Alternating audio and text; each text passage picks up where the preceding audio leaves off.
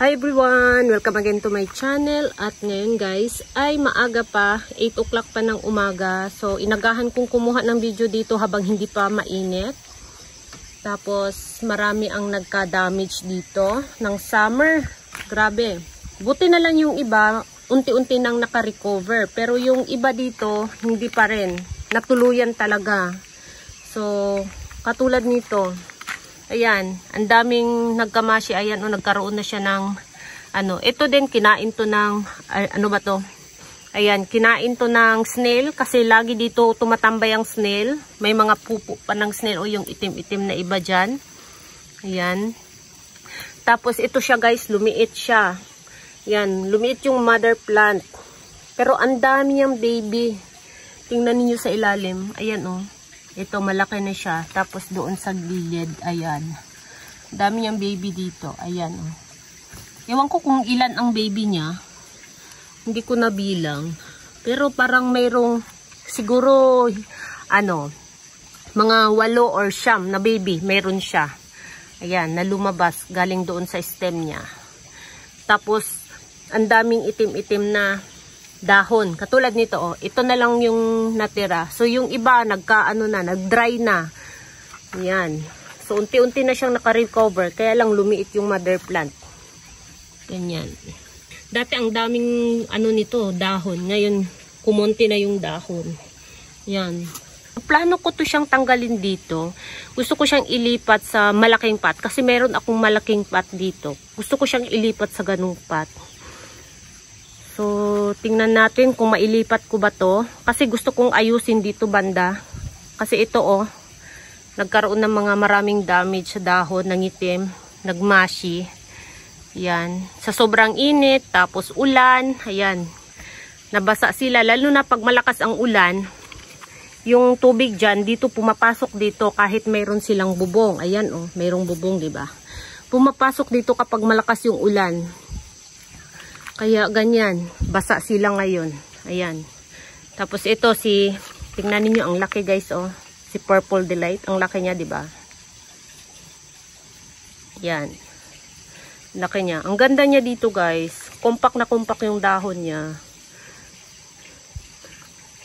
Ito din, ito si Ghost Plant. Maganda ang Ghost Plant dito banda kaysa doon.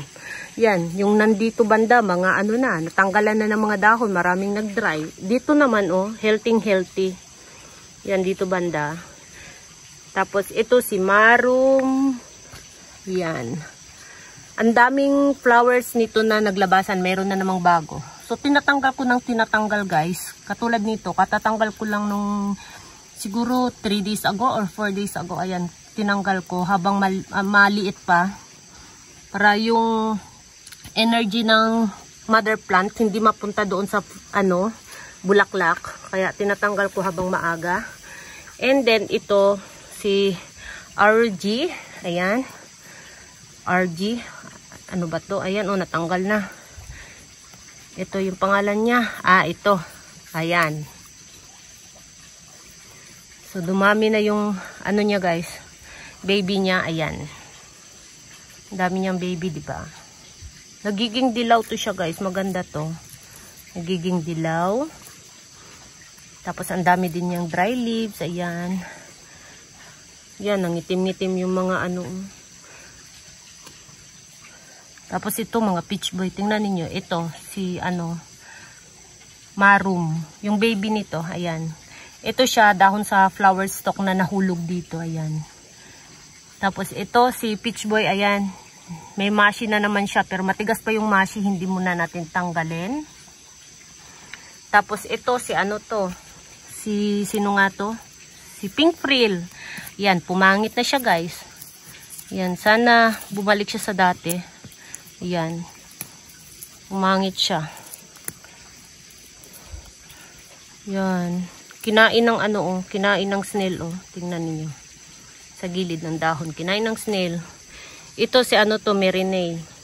Yan, Merinay. Tapos ito, naglegi na. Gusto kong ulitin to sila lahat. Dito banda. Kasi ang pangit na talaga tingnan guys. Naglegi. Tapos ayan. May mga aerial roots na. Tapos ito si ano to, Little Beauty. Ayan. Hindi ko natanggalan ng mga flower niya. Napabayaan ko na. Tapos ito naman guys, oh. Ang tagal na nito dito. Ilang taon na kaya siya dito? Ang tagal na nito eh. Ayan oh. Tapos ayan, ang haba ng ano, hanggang dito sa baba. 'Di ba? Naging 3 na yung ano niya dito. 3, 4, 5. 5 na yung rosette. Yan. 1, 2, 3, 4, 5. Naging 5 na yung rosette.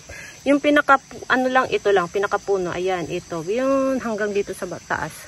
Yan, di ba? Kahit winter guys, kahit matabunan to siya ng ano dito, ng snow, okay lang sa kanya. Bumabalik siya. Pag spring, pag mainit na yung panahon namin, bumabalik siya. Yan, pahaba na siya ng pahaba hanggang doon sa baba. Ito sedum. Ayan, may sedum dito. Tapos ito, mga ano to, mga leaf propagation ko noon. Ayan, nagbonsai siya. Hindi siya lumalaki ng todo. Ayan. Mabagal siyang lumaki dito, banda. Siguro dahil yung lupa dito ay lumang-luma na, kaya ganyan. Hindi siya lumalaki ng todo. Hindi katulad dito. Dito banda, bago-bago pa konti. Pero dito, lumang-luma na ang mga lupa dito. Kaya siguro ganyan. Tapos ang aking mira, ayan, nagiging ano siya guys, oh. Parang naging orange na ano, na pula. Ano ba to? Ayan. Pero healthy naman siya. Itong itim-itim guys, ano yan? Sunburn yan. Meron siyang sunburn. Yan. Ganyan na yung hitsura niya. Tapos yan. Sa likod. Ito naman, ano yan? Christmas Eve. Ayan. Tapos ito, mira. Mira ulit. So, ang mira, ang bilis talaga niya mag-baby guys. Tingnan ninyo ang baby. Ang dami. Ang dami niyang baby. Nandito din sa gilid. Ayan. Diba? Hindi ka mauubusan ng propagation yan. Kahit hindi ka na mag-propagate sa dahon. Kasi nagkakaroon naman siya ng maraming baby. Ayan oh. Yan. So, ito, 1 taon na siya dito. Mula nung tinanim ko. Ganyan na siya.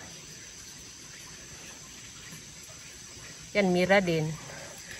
Tapos dito, ito si Peach Boy. Ayan. Tapos si Apus. Meron na siyang bago uli na baby. Meron siyang baby doon sa kabila, sa likod. So, itong maliit dyan, bago na yan. Yan. Nagka-damage din siya. Marami din siyang mga mushy leaves. Tinatanggal ko lang yung mushy leaves. Pag napadaan ako dito sa likod dyan, sa likod banda, pag napadaan ako dyan, tinatanggal ko yung mushy leaves. Tapos, ayan, tingnan ninyo guys. Ayan, ang aking Leticia. Wala ng dahon. Tingnan ninyo, nag-dry na.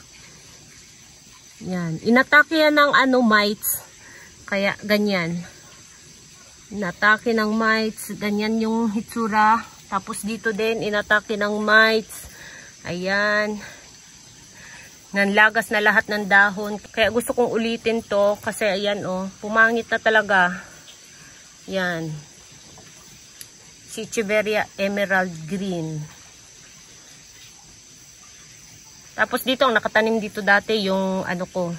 Yung ebony ko na maliit. Ito na yung pinalit ko. Ito na. Tapos dito sa likod, mayroong ano, ayan. Polydonis. Tapos ito, gumaganda siya guys, oh. Tingnan niyo. Ayan, oh. Nagiging dilaw siya, di ba? Ayan, oh. Nagiging dilaw siya. Ayan. Di ba? Si fanfare, ayan. Di ba? Kumapal na siya. Marami na siyang baby. Ito lang yung tinusok ko dito. Ito lang. Ito siya. Itong pinakapuno na to. Tapos meron na siyang mga ano, baby sa stem. Ayan, naglabasan na yung mga baby.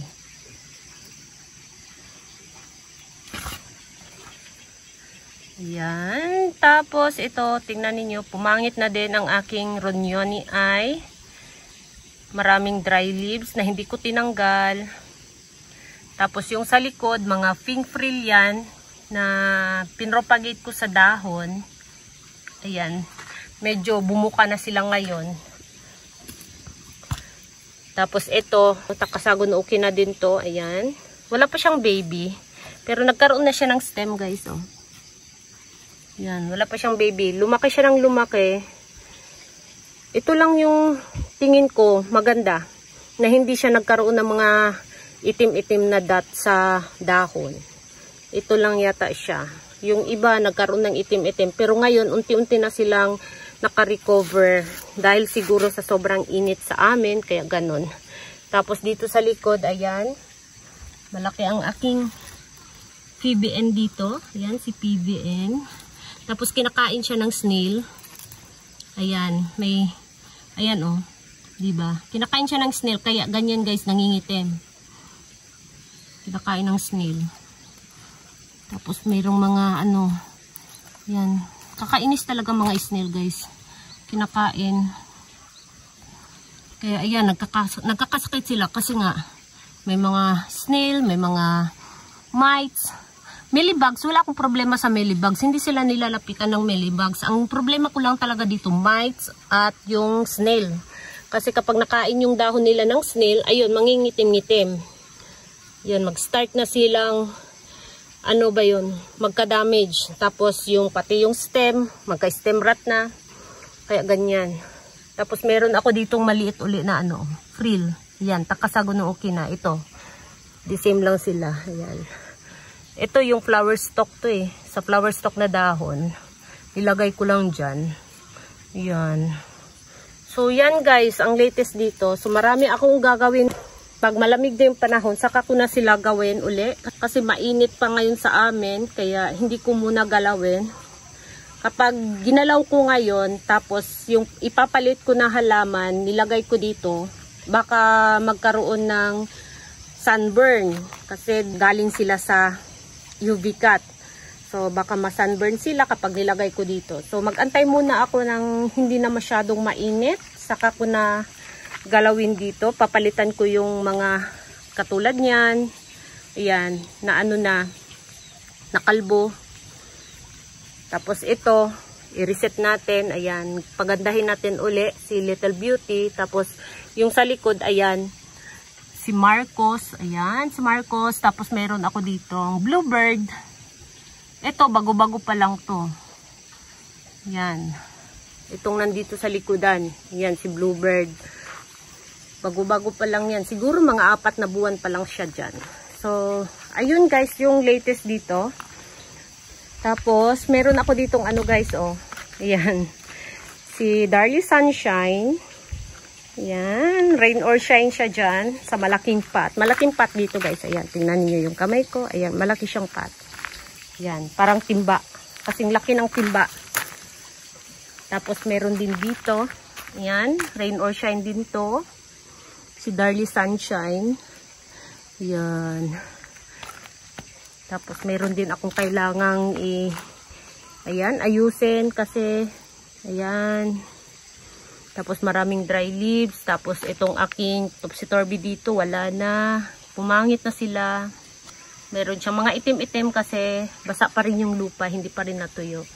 Tapos mainit ang panahon, kaya nagkakaroon sila ng ganyang sakit, mangitim-ngitim. Tapos meron nga pala ako ditong Supreme. Ayan. Supreme. Ito guys, galing to siya dito. Dito siya galing nakatanim dati. Tapos nilipat ko dito sa paso. Ayan. Ganyan na yung hitsura niya. Tapos rain or shine to. Itong nandito banda, mga rain or shine katulad din dito. Ayan, pina rain or shine ko din, kumapal siya. Hindi pala siya maselan sa rain or shine kasi ayan oh, kumapal siya. Nung nilagay ko doon sa gilid ng bahay, hindi siya maulanan. Tapos ngayon dyan na siya, makapal na siya uli. Yan. So yun lang guys ang ating update ngayon. So thank you so much for watching and please don't forget to subscribe and like to my channel. Sa hindi pa nakapag-subscribe, please subscribe my channel at i-click nyo na din ang bell button. Ting-ting! Para ma-update kayo pag nag-upload ako ng bagong video. Thank you so much for watching guys. See you on my next video. Bye-bye!